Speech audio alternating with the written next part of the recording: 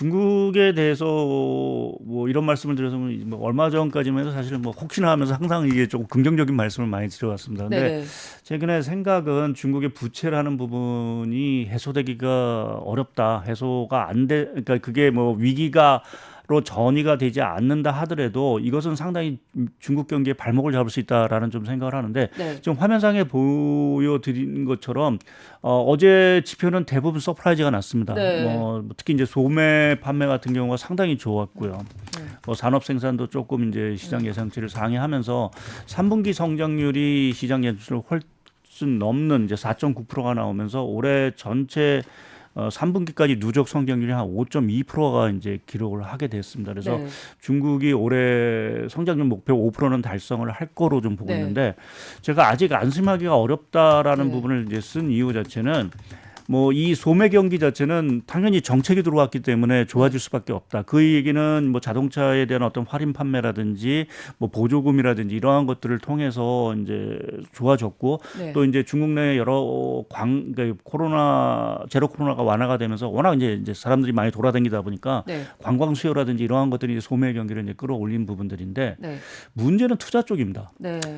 고정 투자는 사실은 지금 시장 예상치를 하회했고요. 특히 문제가 되고 있는 부동산 같은 경우는 네. 시장 예상치를 하회를 했습니다. 네. 그러니까 부동산 쪽에서는 전혀 지금 회복의 기미가 보이지 않고 있는 부분들이고요. 특히 이제 네. 주택 매매 같은 경우도 보게 되면 계속해서 더 감속, 그러니까 위축세가 더 이제 확대되는 이러한 모습을 좀 보이고 있어서 네. 일부 정책 효과 자체가 발휘되면서 3분기 성장률이 좋았다라고 하지만 결국 앞으로 계속 중국 경기가 좋아지기 위해서는 지금 문제가 되고 있는 부동산 부채 문제가 해결이 되는데 이 부분에 있어서는 전혀 해소 기미가 보이지 않고 있기 때문에 네. 그러한 측면에서 보면 중국 경기는 여전히 저성장 쪽에 대한 압력 자체가 상당히 크다라는 부분을 말씀을 좀 드릴 수 있고요. 어제 사실은 또 하나 이제 저희가 주목을 해야 되는 뉴스 중에 하나가 보면 이제 우리가 지난 얘기한 비구이 위안 컨트리 네. 가든이라고 하는 네. 우리 부동산 개발 업체의 사실은 달러 채권의 이자 유예 기간이 어저께로 사실은 네. 만료가 됐습니다. 아, 맞아요. 어제였죠. 이제 만료가 됐는데 네. 지금 뭐 오늘 이제 뉴스를 더 봐야 되긴 하겠지만 지금 블룸버그 뉴스에 따르면은 결국 달러 이자를 상환하지 못했다라는 게 이제 네. 지금까지 알려진 소식입니다. 그래서 네. 이 얘기는 결국 디폴트죠. 네. 줘야 될 돈을 못 줬으니까. 네. 근데 그렇게 보면은 이제 앞으로 뭐 중국 내부적으로 투자자들한테는 이제 채무 상환 연기하면서 계속해서 돈을 이제 상환할지 모르겠지만 해외 투자자들에 대해서는 결국 돈을 안 지급한다라는 네. 부분 자체는 중국의 여러 가지 디벨로퍼뿐만 아니라 앞으로 이제 중국 기업들이 해외에서 채권 발행하는 데 있어서 결국 이제 불신을 키울 수밖에 없는 부분들이죠.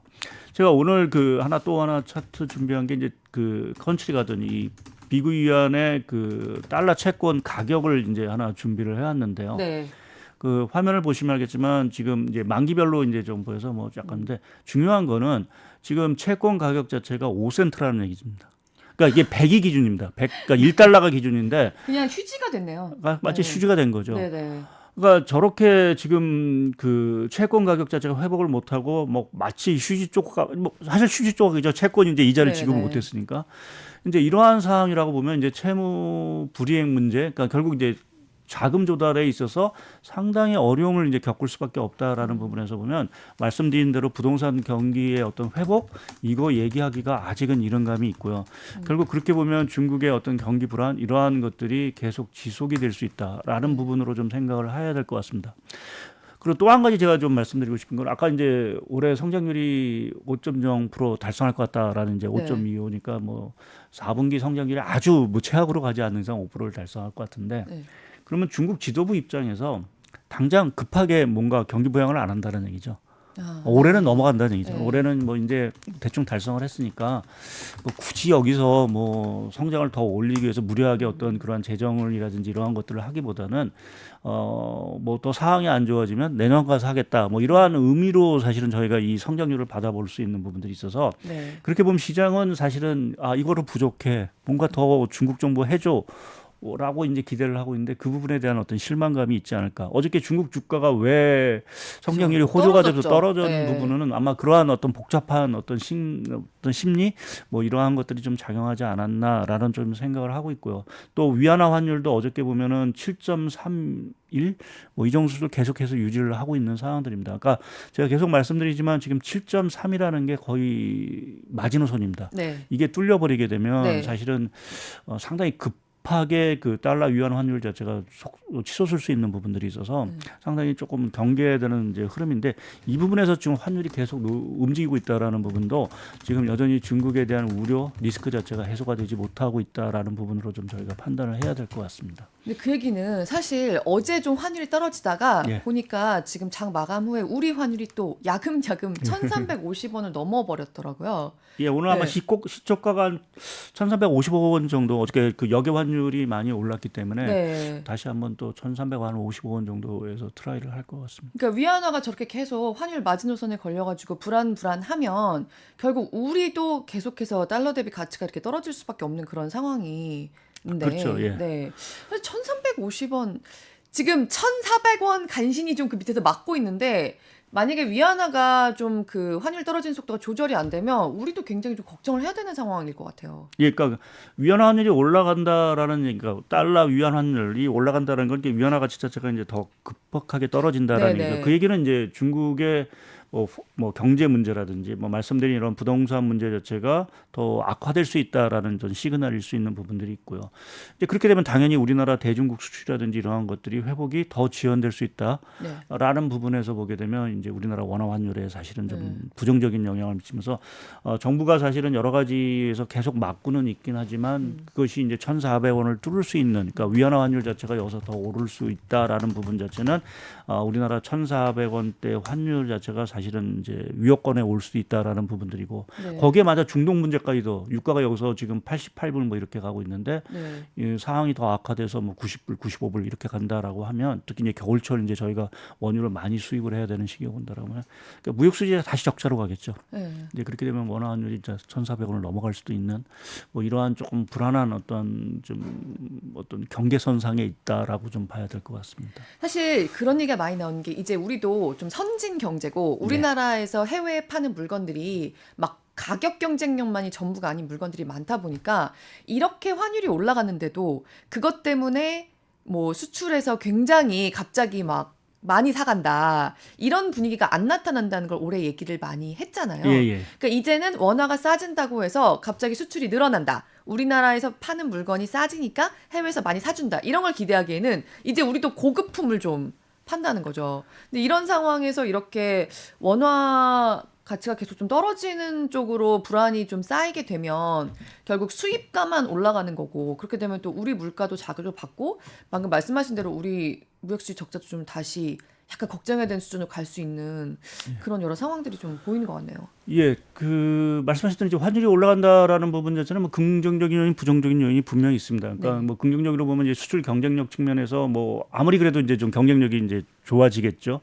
그래서 뭐 우리나라 뭐 조선이라든지 이러한 쪽에 좀 수출 경쟁력 자체가 상당히 있을 수도 있는 부분들이고. 근데 거기에 이제 원화 환율이 그러니까 원화 환율 가치가 떨어지는 부분에 있어서 이제 하나 이제 조금 또 생각을 해봐야 되는 게 이게 지금 우리나라만 떨어지는 게 아니고 사실 일본 엔화 환율 같은 경우는 지금 150엔입니다 그렇죠. 거의. 일본도 그래서 지금 맞아요. 원화 환율 기준을 보게 되면 지금 900원입니다. 그러니까 그 얘기는 저희가 생각하는 원화 환율 기준은 통상적으로 보면 1,000원이었는데 네. 이게 900원이라는 건 그만큼 우리가 한 10% 정도 일본 제품에 대해서 가격 경쟁력이 떨어진다라는 그렇죠. 의미죠. 엔화에 비하면. 예, 그러니까 지금 이게 뭐 환율이 여기서 뭐 더 뭐 200원, 300원 올라간다라고 하면 사실은 뭐 수출 경쟁이 갑자기 확 생기긴 하겠지만 지금 10원, 20원 올라가서는 사실은 수출 경쟁력 쪽에 회복이 그렇게 많지는 않은 거고 오히려 좀 부작용 자체, 그러니까 뭐 자금이 뭐 이탈을 한다든지 또 말씀하신 이제 수입 물가가 올라가, 뭐 최근에 이제 김장철을 앞두고 배추 가격이 뭐 20% 이상 올라, 네. 조만간 또 금치가 될 이런 상황이. 김포족이라고 하더라고요. 네. 김치 포기족. 예. 뭐 그러한 상황에서 네.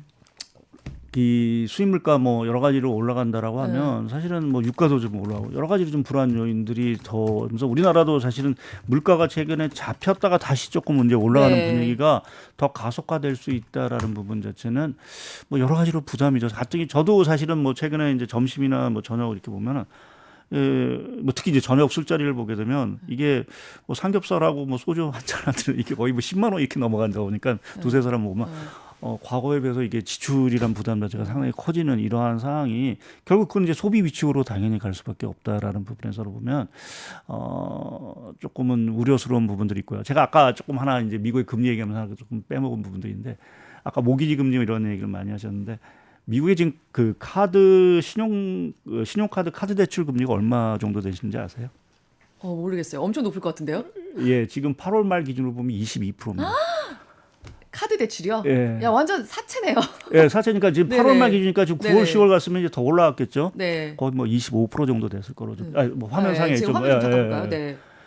이 얘기를 드리는 거는 사실은 미국의 소비 경기 상당히 좋았습니다. 사실 좋고 네네. 뭐 저러는데 이제 저렇게 금리 아까 뭐 물가 얘기를 하면서 제가 갑자기 생각이 나서 근데 저렇게 금리가 솟구치면 사실은 우리가 이 부채 부담이라는 게 커지고 소비를 당연히 제약할 수밖에 없고요. 네. 지금 미국의 그 신용카드 대출 잔고가 얼마면 1조 달러가 넘습니다.